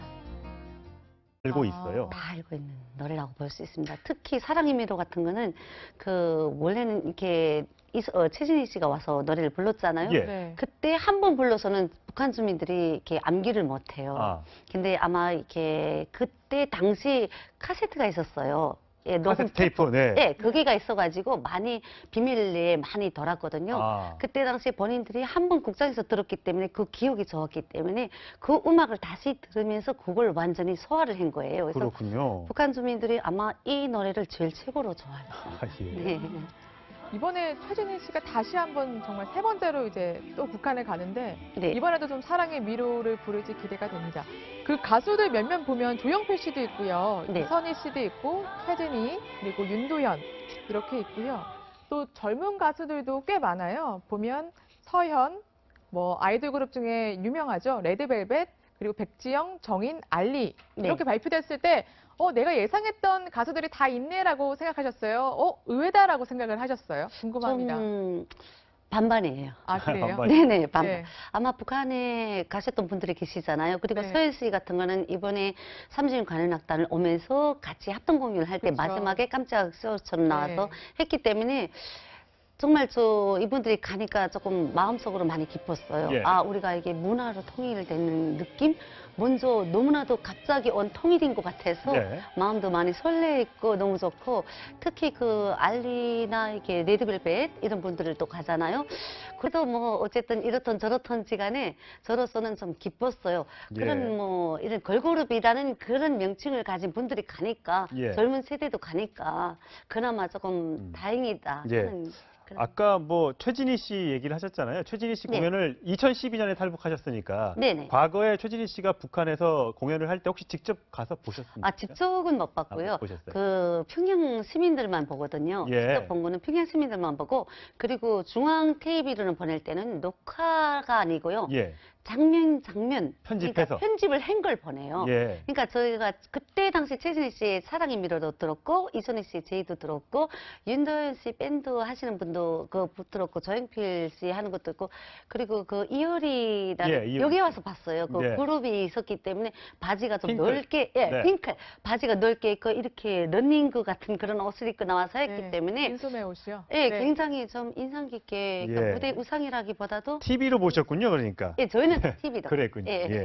자, 그래서 저희가 최진희 씨하고 이번 공연에 가시면 어떻게 또 감정이 들 것 같냐라고 한번 전화로 물어봤습니다. 들어보시죠. 얼마나 많이 변했을까? 이제는 사람들의 생각도 많이 바뀌고 사는 모습도 좀 바뀌었을 거다 이런 생각도 들고 우리나라 사람이니까 그 사람들도 다 한민족이고 하니까 북한 가수들이 꾀꼬리 같은 목소리들이잖아요. 가사도 이제 체제나 이런 쪽에 집중이 돼 있고 제한이 돼 있잖아요. 제 목소리는 좀 허스키하고 굵고 그 사람들하고 정반대의 목소리 그래서 그렇지 않을까? 네, 그러니까 북한 가수들은 아무래도 꾀꼬리처럼 부르는데 자신은 약간 허스키한 매력이 있어서 허스키한 보이스의 매력이 있어서 이런 게 북한 주민들에게 굉장히 이색적으로 다가오지 않았을까 이렇게 말씀을 하시더라고요. 제가 보기에는 이렇게 북한은 꾀꼬리 목소리 맞아요. 목소리 자체가 좀 청아하면서도 맑고 이런 아름다운 목소리잖아요. 근데 이 최진희 씨 이렇게 한국에서 부르는 노래는 좀 뭐랄까 사람들이 그냥 얘기하는 식으로 해가지고 마음에 담은 그 마음을 다 담아서 말하는 것처럼. 이야기거리를 해서 이렇게 하기 때문에 북한 주민들은 그렇게 노래를 들어본 적은 없어요. 근데 최진희 씨가 교과서에 나온다는 것도 사실인가요? 북한 교과서에 그거는 나온다는 얘기가 있던데. 그거는 지금 사실이 증명된 거는 아니고요. 저희 딸도 한 2014년 이후에 탈북을 하셨는데 저희 딸이 제가 오늘 아침 물어보니까 엄마 뭔 정신없는 소리 하는 거고 북한에 사랑이라 할 때는 김정일이나 김일성이나 김정은이 칭송하는 사랑에 대한 노래만 들어가지 자기가 올 때도 현재까지는 그런 교과서는 없다고. 혹시 최진희 씨 네. 노래를 이 네. 북한 노래로 잘못 알고 있는 건 아닐까요, 혹시? 아니에요. 그건 아니에요. 정확하게 그거는 사랑의 미로는 최진희 씨 남한 노래라는 걸 정확히 알고 있습니다. 그렇기 그래요? 때문에 교과서에 등재된다는 거는 거의 불가능한 일이에요. 그렇군요. 네. 자, 윤도현 씨가 이번에 밴드를 이끌고 올라가는데 이번에 이제 두 번째 공연이라고 하잖아요. 노래에도 의미가 있다면서요? 부를 노래. 벌써 이미 하나 공개했다면서요? 네, 맞습니다. 윤도현 씨가 이제 가기로 발표가 된 직후에 SNS에 올린 글을 보면요. 1178이라는 곡을 연주를 한다고 합니다. 어떤 뜻입니까? 1178. 네, 1178은요. 이 한반도 최남단에서 최북단까지의 거리를 잰 그게 1178km라고 하는데 이 의미를 담고 있다고 합니다. 예. 그 가사를 보면 굉장히 또 유의미한 부분들이 많은데요. 예. 이 하나된 땅 안에서 우리가 원래 한민족으로 노래를 같이 부르고 또 그리고 같이 춤을 췄던 민족이니만큼 이에 대한 그리움을 담고 노래를 부르겠다라는 심정을 내포한 것으로 보입니다. 예. 그럼 잠시 한번 들어볼까요? 영화 한반도에 삽입된 1178입니다. 사실 우리나라 국민들에게도 약간은 생소한 노래긴 하거든요. 어떻게 들으셨어요?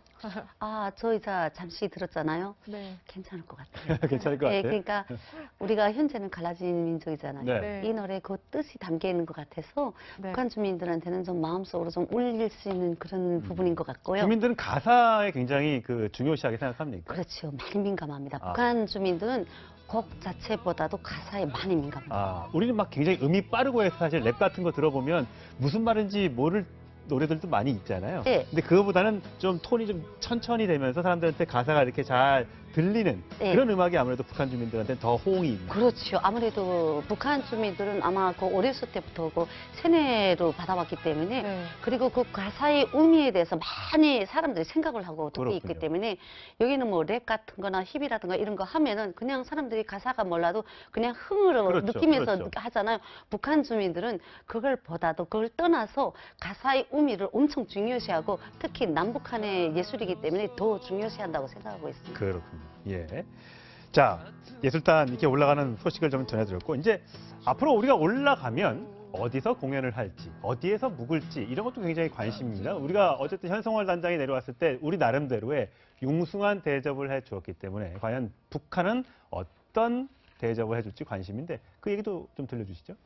네, 일단 먼저 숙소로 제공을 하겠다고 밝힌 게 고려 호텔입니다. 많이 들어본 곳이네요. 네, 고려 호텔은 많이들 들여보셨을 텐데 이 양각도 호텔에 이어서 이 평양 시내에서 최고급 호텔 중에 하나로 칭해집니다.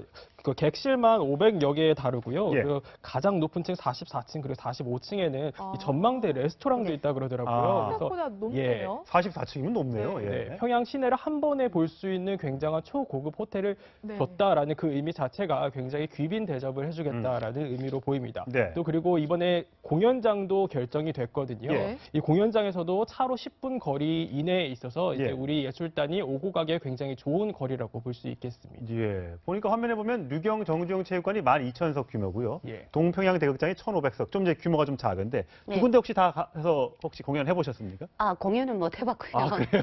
네, 동평양 대극장 같은 거는 기본적으로 해외 예술인들이 따라 올라왔습니다. 서울시장에 출마하는 민주당 후보들은 문팬들의 표심 잡기에 사활을 걸었습니다. 우상호는 그동안 한 번도 문재인 대통령과 다른 길을 가거나 공개적으로 비판한 적이 없습니다. 저는 문재인 정부를 성공시키는 강단 있는 서울시장이 될 것을 선서합니다. 박원순 서울시장은 지난해 말 문팬 송년회에도 참석하는 등 꾸준히 공을 들여왔습니다.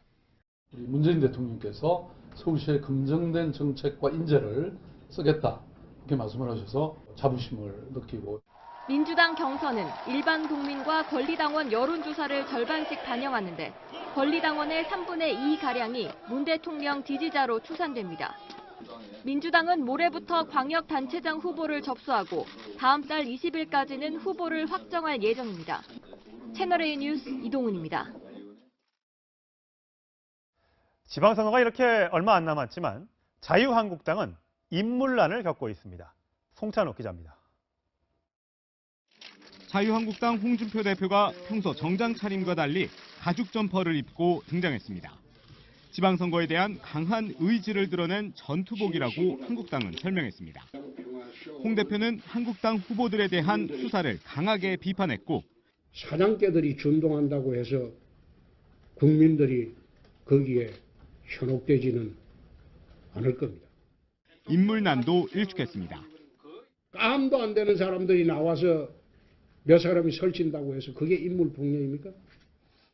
하지만 서울시장 후보 영입 인사로 거론됐던 이석연 전 법제처장에 이어 오세훈 전 서울시장도 불출마 의사를 밝혔습니다.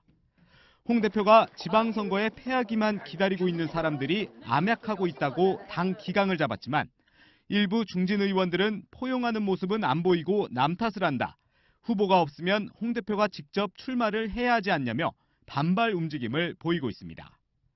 경기도지사 후보에 남경필 현 지사를 전략 공천하기로 사실상 결정을 하면서 경쟁 후보들의 반발도 거세지고 있습니다. 홍 대표는 될 만한 핵심적인 인물만 있으면 된다면서 정면 돌파 의지를 재확인했습니다. 채널A 뉴스 송찬욱입니다. 안철수 바른미래당 인재영입위원장은 지방선거를 겨냥한 영입인사 1호를 공개했습니다. 안건우 기자입니다. 인천의 토착화된 적폐 구조를 만천하에 드러낸 양심과 용기를 가지신 분이 바로 정대유 씨라고 생각합니다. 안철수 바른미래당 인재영입위원장이 임명 닷새 만에 내놓은 첫 번째 영입 카드는 정대유 전 인천시 시정연구단장이었습니다. 정 전 단장은 지난해 인천시가 송도 국제도시 중심지를 특정 기업의 헐값에 넘겨 1조 원가량의 혜택을 줬다는 의혹을 제기했습니다. 정 전 단장은 지방정부 부패방지센터 일을 맡기로 했지만 인천시장 출마 가능성도 열어놨습니다. 양당 기득권의 그 담합 구조를 이번 지방선거를 통해서 깨는데 제가 할 수 있는 역할이 있다 저는 노력하고. 바른미래당은 지방선거 후보자들에게 클린 선거 서약서를 받기로 하는 등 깨끗한 인재로 승부를 보겠다고 나섰습니다. 민주평화당과 정의당은 회의를 하고 공동 원내 교섭단체 구성과 관련한 실무 협상에 돌입했습니다. 다음 주쯤 교섭단체 구성이 마무리되면 지방선거 준비에도 속도를 낼 전망입니다. 채널A 뉴스 안건우입니다.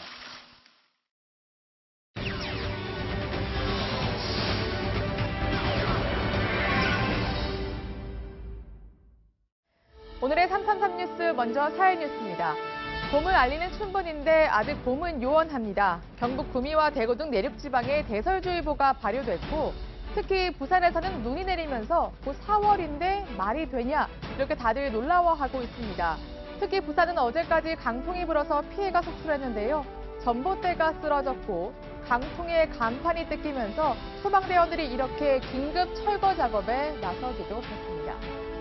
꽃샘 추위가 이렇게 이어진 밤, 경기 분당에서는 땅속에 묻혀있는 열수송관이 파손됐습니다. 2,500가구의 온수와 난방이 끊겨서 많은 주민들이 추운 밤을 보냈습니다. 지난 6일 경북 경산의 한 버스 타고지에 가방을 잃어버렸다는 신고가 들어왔습니다. 그 범인 CCTV에 포착됐는데 함께 보실까요? 차에서 내린 가방을 이렇게 떨어뜨리고 또 잠시 후 개 한 마리가 입에 가방을 물고 갑니다. 개주인도 개가 낯선 가방을 물고 오자 바로 경찰에 신고했고요. 가방을 주인에게 다행히 돌려줬습니다. 다음은 인물 뉴스입니다. 성폭력 의혹에 휩싸인 가수 김은국 씨가 피해 주된 여성을 상대로 2억 원의 손해배상 소송을 제기했습니다. 성폭행 의혹 제기로 연예계 생활이 중단되는 피해를 봤다는 주장입니다. 사진작가 로타 최원석 씨는 성폭행 혐의로 경찰 소환 조사를 받았습니다. 특히 피해 주된 여성 3명 중 2명은 당시 16살과 18살로 미성년자였는데요. 이현주 감독이 영화계 동료를 성폭행한 사건과 관련해서는 당시 한국영화 아카데미 내부에서 피해자에게 고소 취하를 요구하는 등 조직적인 은폐가 있었다는 점도 드러났습니다. 잉글랜드 프로축구 토트넘에서 올 시즌 최고의 활약을 펼치고 있는 손흥민 선수의 이적료가 1,000억 원이 넘을 것이란 전망이 나왔습니다. 3년 새에 3배 넘게 뛴 건데요.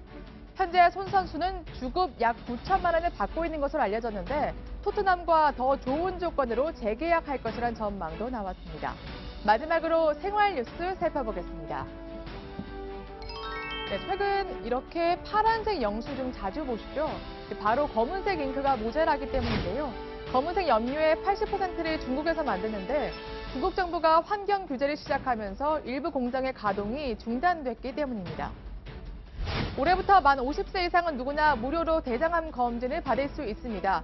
또 국감 검진 신뢰도를 높이기 위해서 담당 의사의 이름과 면허번호를 게재하는 검진의사 실명제도 시행됩니다. 우리나라 노인의 절반 이상이 하루에 필요한 단백질을 충분히 섭취하지 못하고 있는 것으로 조사됐습니다. 예를 들어서 몸무게 70kg 노인의 하루 단백질 권장량은 63g 정도인데, 그러니까 끼니마다 손바닥 3분의 1 크기의 살코기나 생선, 두부 등을 섭취하셔야 합니다. 지금까지 333 뉴스였습니다.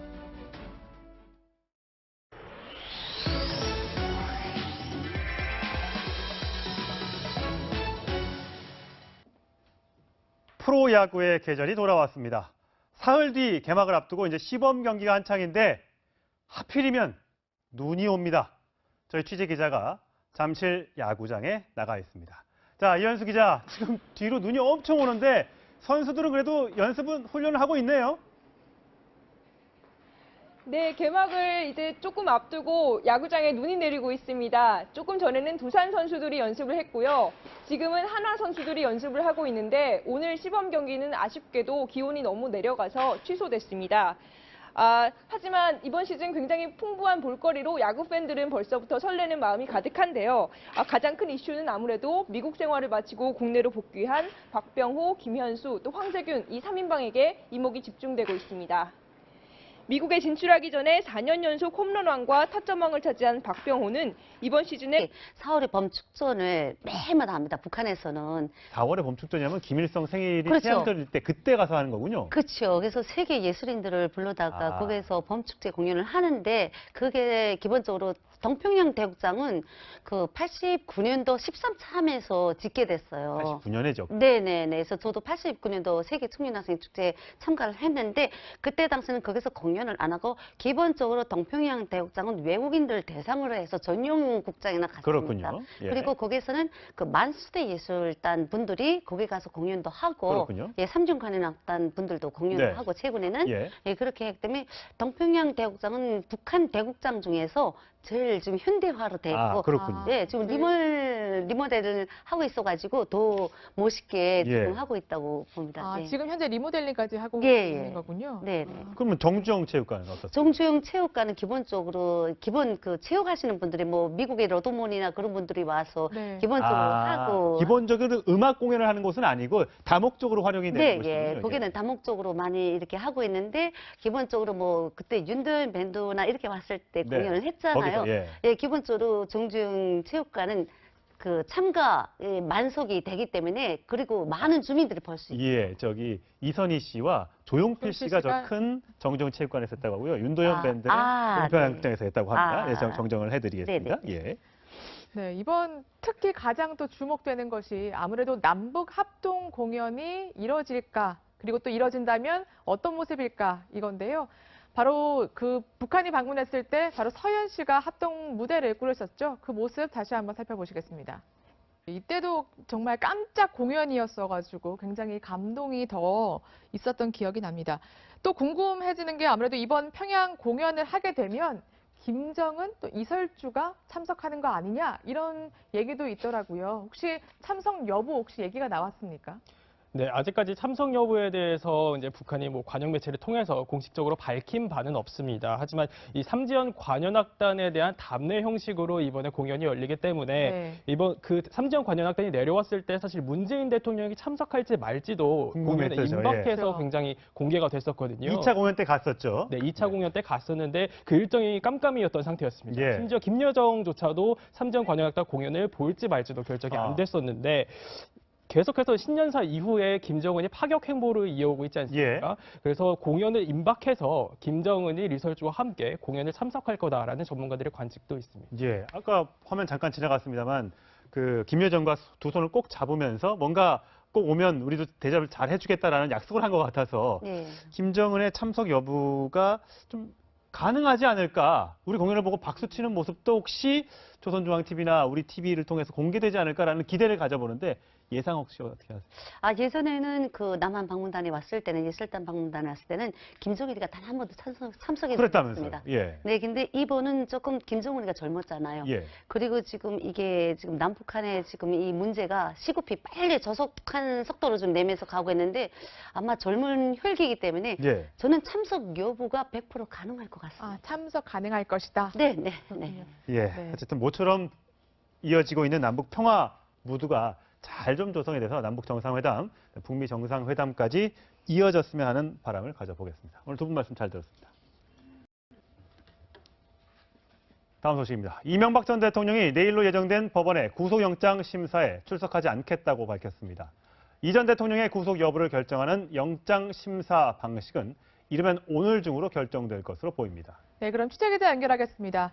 김예빈 기자, 이명박 전 대통령이 법원에 출석하지 않겠다고 밝혔는데요. 그럼 구속영장 심사는 열릴 수 있는 건가요?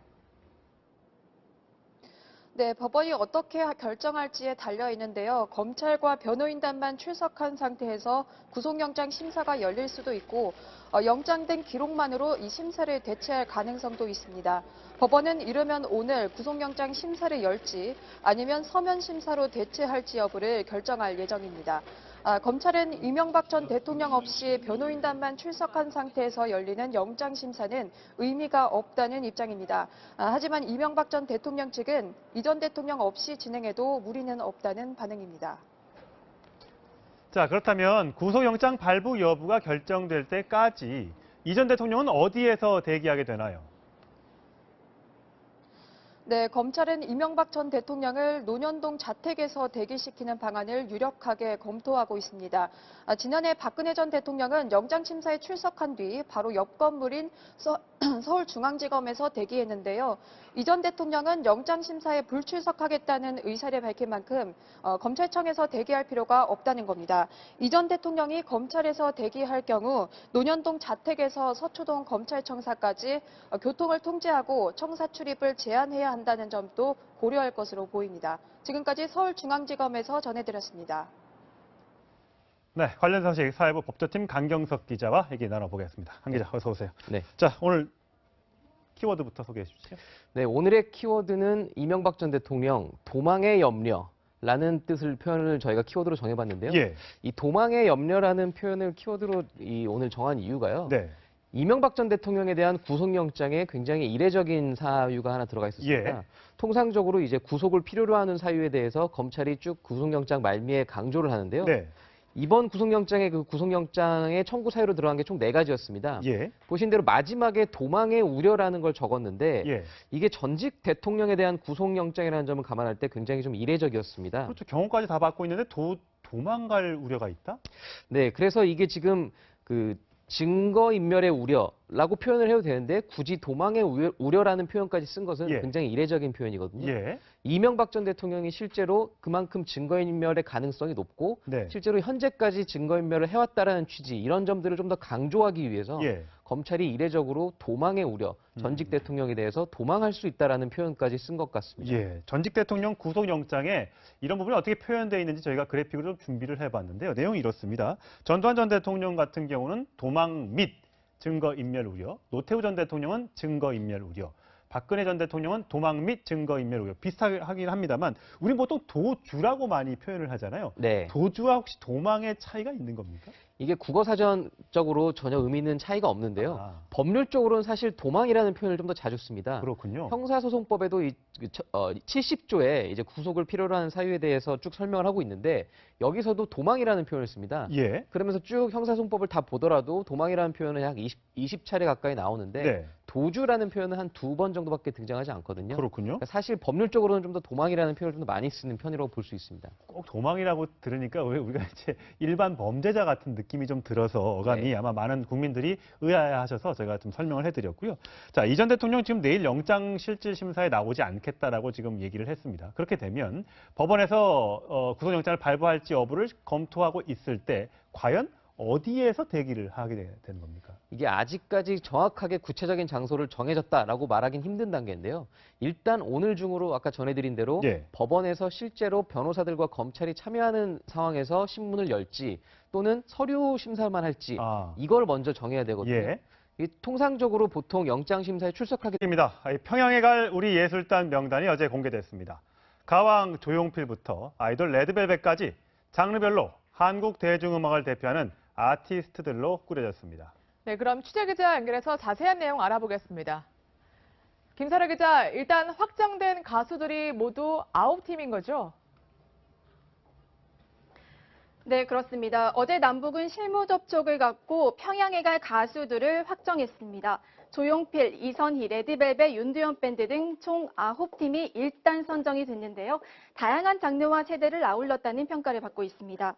이 중에서 조용필, 이선희, 최진희, 윤도현 씨는 평양에서 공연한 경험도 있습니다. 이 정도 아티스트들이라면 정말 환상적인 쇼를 꾸밀 수가 있겠죠. 하지만 예술단 음악 감독을 맡은 윤상 감독은 상황에 따라서 가수 한두 명이 더 추가될 수 있다고 밝혀서 공연 규모는 더 커질 수도 있습니다. 네, 과거 사례로 봤을 때 북한에서의 굉장한 호응이 기대가 되는데 첫 공연은 언젠가요? 네, 우리 예술단은 오늘 31일부터 나흘간 방북을 하게 되는데요. 첫 공연은 4월 1일로 확정이 됐고요. 2, 3일 중에 두 번째 공연이 열립니다. 아무래도 지난달 삼지연 악단이 내려와서 두 차례 공연을 했기 때문에 우리 역시 그 기준에 맞춘 거죠. 첫 공연은 온전히 우리 예술단으로 선보이지만 두 번째 공연은 남북 합동 공연으로 구상 중입니다. 공연장은 유경 정주영 체육관과 동평양 대극장인데 이곳은 북측이 강력하게 추천한 장소입니다. 네, 정말 기대가 되는데 이렇게 예술단 공연이 끝나면 바로 남북 정상회담이 이어지잖아요. 문재인 대통령 지금 정상회담 준비위원회 전체 회의에 참석하고 있다고요? 네, 문재인 대통령은 조금 전 10시 30분부터 남북 정상회담 준비위원회 전체 회의, 2차 회의에 참석하고 있습니다. 1차 회의 때는 참석하지 않았다가 오늘 처음으로 참석한 건데요. 청와대는 1차 회의 때 분과별로 정했던 역할과 이후 진행 상황을 대통령에게 보고할 예정인데 관련해서 대통령이 직접 지시도 내릴 것으로 보입니다. 또 청와대는 남북 정상회담이 열리는 판문점 평화의 집 사전 답사도 진행하고 있는데요. 회담장뿐 아니라 프레스센터 설치 등 여러 가지를 따져보기 위해서입니다. 이런 가운데 북한은 오늘 조선중앙통신 논평을 통해서 남북 북미 관계는 시작에 불과하다며 지금은 점잖게 처신해야 할 때라고 주장했습니다. 지금까지 통일부에서 전해드렸습니다. 네, 이 북한 핵 문제는 전 세계의 관심사인 것 같습니다. 이 도널드 트럼프 미국 대통령이 블라디미르 푸틴 러시아 대통령에게 재선을 축하하면서 한반도 비핵화의 중요성을 강조했습니다. 네, 그럼 취재기자 연결해서 자세한 내용 알아보겠습니다. 이상현 기자. 네, 국제부입니다. 네, 먼저 일단 트럼프 대통령하고 푸틴 대통령의 통화 내용부터 소개해 주시죠. 네, 백악관은 트럼프 대통령이 푸틴 대통령에게 재선을 축하하면서 대화 중에 한반도 비핵화의 중요성을 강조했다고 밝혔습니다. 또 두 나라가 국가안보와 관련한 대화를 계속하고 전략적 안정성을 위해 함께 노력할 필요성을 확인했다고 덧붙였습니다. 러시아 측도 두 정상이 한반도 주변 긴장이 일정 정도 완화된 데 만족감을 표시하고 평화적이고 외교적인 수단으로 문제를 해결하는 게 합리적이란 점을 강조했다고 밝혔습니다. 네, 이 백악관이 공식 성명을 발표하면서 북한에 대해 예우를 갖춘 표현을 사용했다고요? 네, 그렇습니다. 백악관이 홈페이지에 성명을 올리면서 북한을 조선민주주의 인민공화국이라고 표현한 건데요. 지난 주말 샌프란시스코에서 열린 한미일 3국 안보보좌관 회의 내용을 밝히면서 북한을 공식 명칭으로 지칭한 거고요. 국무부도 최근 강경화 외교장관의 방미 사실을 발표하면서 DPRK라는 표현을 썼습니다. 미 백악관과 국무부는 공식 발표나 성명에서 북한을 대부분 노스코리아라고 표현해왔지만 5월로 예정된 북미 정상회담 국면을 고려하고 있는 것으로 보입니다. 북한은 국제사회에서 노스코리아라고 불리는 것에 민감한 반응을 보여왔는데요. 올 초 유엔 주재 북한 대표부는 외교관에게 지급된 면세 카드에 노스코리아라고 적힌 데 대해 아주 무례하고 터무니없는 행동이라며 미국을 규탄했습니다. 이번 패럴림픽 개회식에서도 이희범 평창 올림픽 조직위원장이 북한이라고 언급했다가 북한으로부터 왜 공식 호칭을 쓰지 않느냐는 항의를 받기도 했습니다. 지금까지 국제부에서 전해드렸습니다. 네, 이 남북관계 또 북미관계가 급물살을 타고 있는데요. 이에 맞춰서 우리 예술단이 3박 4일 일정으로 평양에 머물면서 2차례 공연을 갖기로 합의했습니다. 남북 합동무대의 감동이 또 한 번 재현될지 관심이 쏠리고 있습니다. 네, 관련 소식 탈북무용수 최순아 씨, 유승진 정치부 기자와 함께 짚어보겠습니다. 네, 두 분 어서 오세요. 네, 어제 특히 이 공연 계획에 대해서 4시간 만에 정말로 신속하게 합의가 이루어졌습니다. 어제 현송월 단장과 윤상 우리 측 음악 감독 얼마나 분위기가 좋았는지 양측 수석 대표의 모습부터 먼저 살펴보시겠습니다. 만나게 돼서 반갑습니다. 저도 너무 반갑습니다. 가인악단 단장 현송월입니다. 그래도 첫날이니만큼 제가 수석 대표의 입장에서 수비를 드리게 되었습니다. 네, 4시간도 채 걸리지 않고 그 기간 그리고 어디서 할지 장소까지 다 속전속결로 합의가 이루어졌어요. 네, 맞습니다. 당시 이제 취재를 제가 통일부에서 하고 있었는데요. 네. 10시에 실무 접촉이 시작이 됐는데 그렇죠. 1시 46분에 끝났거든요. 예. 대부분 기자들이 한 4, 5시쯤 돼야지 끝나지 않을까 생각을 했는데 굉장히 빠른 시일 안에 끝난 겁니다. 이 간단한 내용을 먼저 보면요. 이 3박 4일 일정으로 나흘 동안 체류를 하게 됩니다. 그리고 160여 명으로 예술단이 구성이 됐는데 네. 이 160여 명 규모는 기존의 삼지연 관현악단은 140명 규모로 내려왔습니다. 더 크네요, 우리가. 예. 약 20여 명 정도 더 구성이 된 건데 여기에는 기자단 그리고 스텝까지 포함된 수치라고 볼 수 있겠습니다. 그리고 조용필, 이선희, 윤도현, 백지영 등 유명 가수들이 대거 포진해 있고요. 이번에도 이 삼지연 관현악단에 준해서 2차례 공연을 갖게 됩니다. 삼지연 관현악단도 내려왔을 때 서울과 강릉에서 2차례 그렇죠. 공연을 열었었죠. 예. 이에 따라서 준해서 맞춰서 합의가 이뤄진 걸로 보입니다. 네, 과연 우리의 공연단은 어떤 레파토리로 음악을 연주할지, 노래를 부를지 벌써부터 관심이 쏠리고 있는데요. 지난 2월에 삼지연 악단이 내려와서 우리 노래를 이렇게 불렀습니다. 저희 레파토리를 좀 몇 개 정리했는데요. 한번 들어보시죠.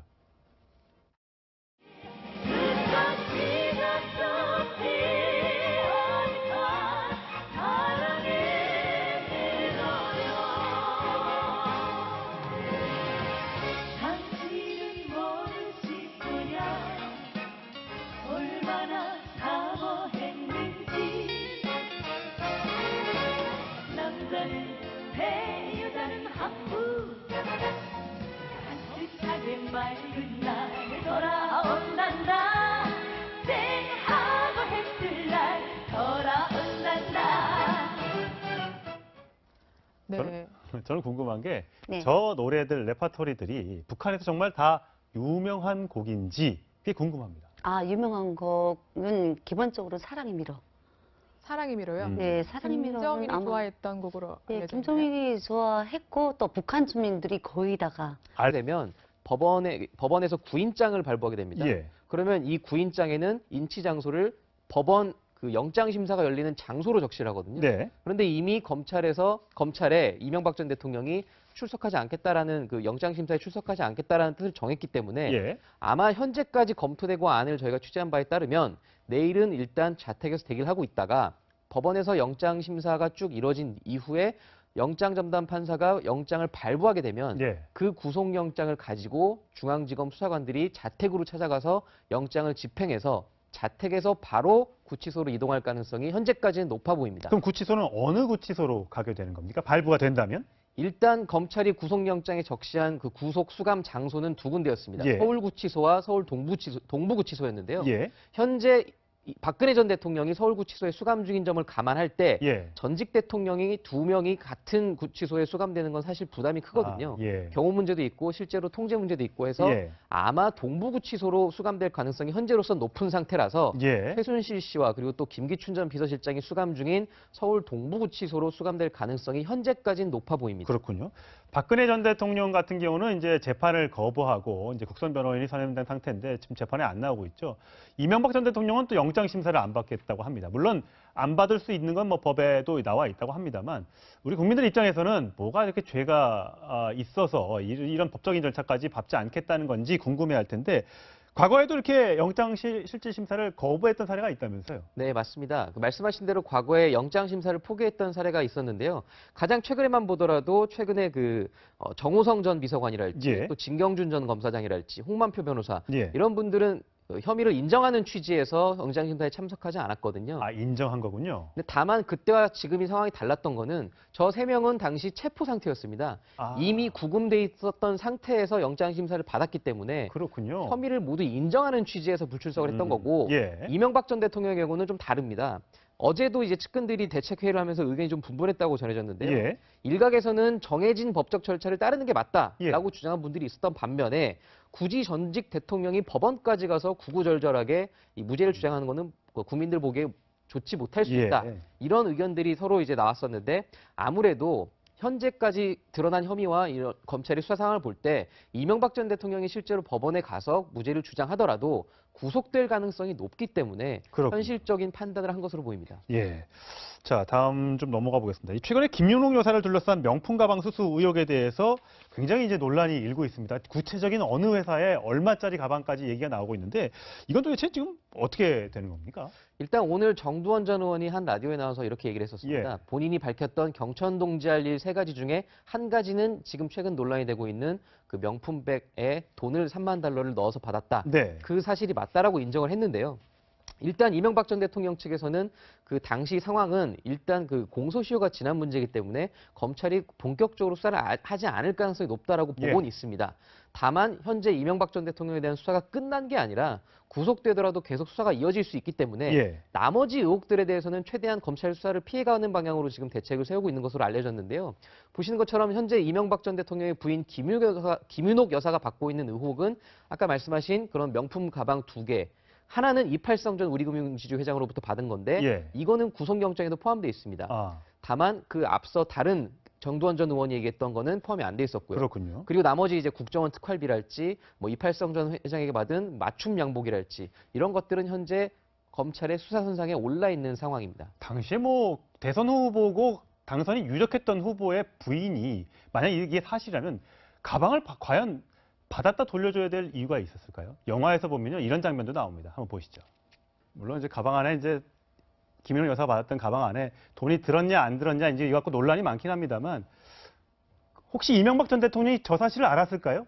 받았다면? 현재까지 정두원 전 의원이나 측근들의 얘기를 종합해 보면 몰랐을 가능성이 높다라는 의견인데 사실 진실은 당사자와 그리고 이명박 전 대통령 이 두 사람만 알고 있지 않을까. 아마 검찰 수사에서 향후로 좀 더 밝혀내야 될 사안인 것으로 보입니다. 네, 국민들 입장에서는 대통령과 함께 여사까지 이런 불미스러운 일에 휘말려서 구설수에 오른다는 것 자체가 굉장히 창피한 일이 아닌가 싶습니다. 오늘 말씀 잘 들었습니다. 네. 청와대가 대통령 개헌안 내용을 또 공개했습니다. 어제 전문가 기본권을 발표한 데 이어서 오늘은 지방 분권과 경제 관련 부분입니다. 취재 기자 연결하겠습니다. 강지혜 기자. 네, 청와대 춘추관에 나와 있습니다. 자, 우리나라 수도는 이제 서울입니다. 지금까지는 관습 헌법으로 인정되어 오던 내용인데 이번 헌법 개정안에 수도 조항을 명시했다는데 이게 어떤 의미가 있는 건가요? 네, 지금 우리나라는 서울이라는 내용이 어느 법에도 명시되어 있지는 않습니다. 다만 헌법과 같은 효력을 지니는 관습 헌법으로 통용되어 왔던 건데요. 이번 헌법 개정안에서 수도 조항을 만들게 되면 관습 헌법이 효력을 잃으면서 꼭 서울이 아니라 국내 다른 도시로 수도를 옮길 수 있게 되는 근거가 마련됩니다. 조국 대통령 민정수석은 수도 이전의 필요성이 나올 수 있으므로 이번 개정을 통해 수도에 관한 사항을 법률로 정하도록 했다고 밝혔습니다. 헌법의 특정 지역이 수도다 이렇게 명시한 건 아니고 법률로 정할 수 있게 한 겁니다. 이번 개헌안에는 문 대통령이 후보 시절부터 강조했던 지방분권 강화 내용도 담겼습니다. 우선 지방자치단체라는 명칭을 지방정부로 바꾸었고요. 실질적인 지방자치가 되기 위해 지방정부의 행정권과 재정권, 입법권도 강화했습니다. 농업의 공익적 기능을 명시하고 기초학문을 장려해야 하는 의무를 국가에 부과한 조항도 이번 개헌안에서 눈에 띄는 대목입니다. 야당은 여전히 반발하고 있습니다. 김성태 한국당 원내대표는 관제 개헌에 반대하는 야사당 정책협의체를 만들어 공동으로 대응하자고 수위를 높였습니다. 네, 급변하는 한반도 정세도 알아보겠습니다. 문재인 대통령이 오늘 남북미 정상회담을 언급했고요. 한중일 정상회의 날짜도 거론되고 있다고요? 예, 그렇습니다. 문재인 대통령은 오늘 남북 정상회담 준비위 전체 회의를 처음으로 주재하면서 남북회담 이후 진전이 있으면 남북미 3국 정상회담으로 이어질 수 있다고 기대감을 드러냈습니다. 남북과 한미, 북미 징검다리 회담에 이어 문 대통령과 김정은, 트럼프 대통령이 직접 만나 한반도 비핵화를 논의할 수 있다는 점을 시사한 겁니다. 또 청와대는 5월 초에 일본 도쿄에서 한중일 정상회의를 여는 방안을 추진하고 있다고 밝혔습니다. 구체적인 일정은 당사국들이 조율하고 있는데 이 회의를 전후로 한일과 한중, 중일 등 양자회담도 잇따라 열릴 것으로 보입니다. 일본에서는 아베 총리가, 중국에서는 리커창 총리가 참석하는 것으로 전해졌습니다. 문 대통령은 취임 1년 만에 처음으로 일본을 방문하게 됩니다. 지금까지 청와대 춘추관에서 전해드렸습니다. 84일 앞으로 다가온 지방선거 소식 집중적으로 전해드리겠습니다. 더불어민주당 예비 후보들은 당내 경선부터 경쟁이 치열한데요. 문 대통령의 마음, 이른바 문심 잡기에 사활을 걸고 있습니다. 이동훈 기자입니다. 민주당이 복당을 불허했지만 정봉주 전 의원은 잘못된 판단을 뒤집을 시간을 드리겠다며 서울시장 출마 의지를 꺾지 않았습니다. 하지만 문재인 대통령의 공식 팬클럽인 문팬 게시판에는 정 전 의원의 출마를 반대하는 글이